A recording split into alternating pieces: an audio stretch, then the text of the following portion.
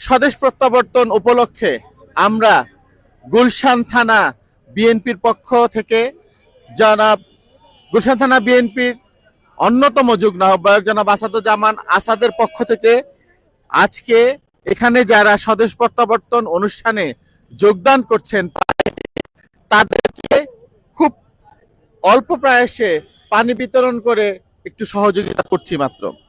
আসলে আজকের যে আনন্দ, এই আনন্দ ঢেকে রাখার কিছু নেই।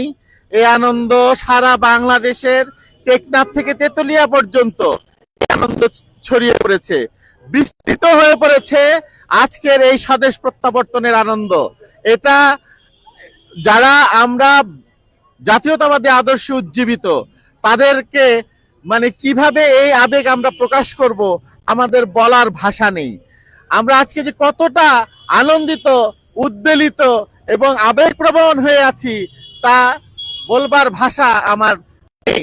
একজন কর্মী হিসেবে শুধু এতটুকুই বলবো যে আল্লাহ তাআলা যাকে সম্মান দেয়ার তার শ্রেষ্ঠ সম্মান আজ বাংলাদেশের মানুষ দেখলো, যে যাদেরকে অসম্মানিত করার জন্য ফ্যাসিস্ট সরকার দীর্ঘ 18 বছর চেষ্টা করেছে, কিন্তু তারপরেও তাদেরকে অসম্মানিত করতে পারেনি।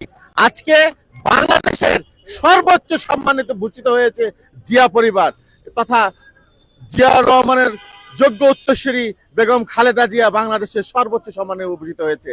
তার আরেক উত্তরসূরি জনাব তারেক রহমান, সেও বাংলাদেশের সর্বোচ্চ সম্মান নিয়ে আমরা এক সময় 18 বছর রাজপথে স্লোগান দিয়েছি, তারেক রহমান বীরের বেশে আসবে ফিরে বাংলাদেশে। আজকে সেই মহেন্দ্র খান এসেছে, তারেক রহমান বীরের বেশে বাংলার মাটিতে পা দিয়েছে, খালি পায়ে সে মাটি স্পর্শ করেছে। সত্যি যে বীর, সেই বীরের কাজ এটাই হয়, সে নিজের অন্তরের প্রতিটা স্পন্দ দিয়ে মাটির স্পর্শটাকে অনুভব করেছেন। এটাই হচ্ছে নেতার নেতৃত্ব।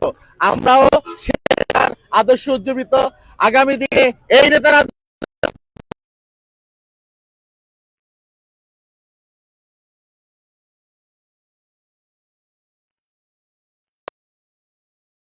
শহীদ জিয়া অমর হোক, বেগম খালেদা জিয়া জিন্দাবাদ।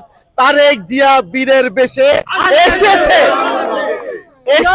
ফিরে বাংলাদেশ। আমি জনাব রাশেদ বিন সুলাইমান সাদা।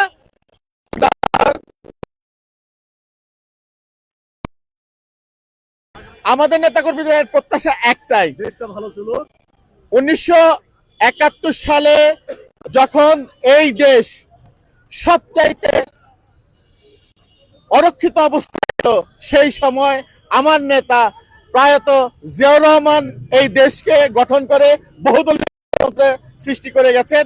সেই সৃষ্টির যে ফল, সেই ফল আজও বাংলাদেশের মানুষ ভোগ করছে। যার কারণে এই জিয়াউর রহমান বহুদলীয় গণতন্ত্র এনেছিল বিধায় এই দেশের মানুষ গণতন্ত্রের স্বাদ বুঝতে পেরেছে, ভোটের অধিকার ফিরে পেয়েছিল।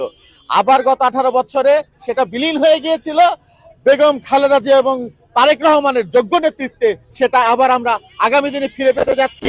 আমি আশা করব এই ধারাবাহিকতা যেন আজীবনের বিদ্যমান থাকে, এবং এই বিদ্যমানের সেই দিন যেমন বাংলাদেশ স্বাধীনের যে ঘোষণা দিয়ে যে ইতিহাস তৈরি করেছিল, আগামী দিনে তারেক রহমান এই দেশে গণতন্ত্র পুনরুদ্ধার করে গণতন্ত্রের ধারাবাহিকতায় দেশ পরিচালনা করে আবার আরেকটা নতুন ইতিহাস সৃষ্টি করবে।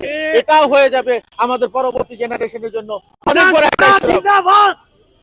গুলশান থানা জিন্দাবাদ, গুলশান থানা জিন্দাবাদ। আসাদ ভাইয়ের শুভেচ্ছা, আসাদ ভাইকে শুভেচ্ছা। নেতা আছে, কোন সেনাটা? আসাদ ভাই। কোন সেনাটা? আসাদ ভাই। আসাদ ভাই, আমরা আছি তোমার সাথে।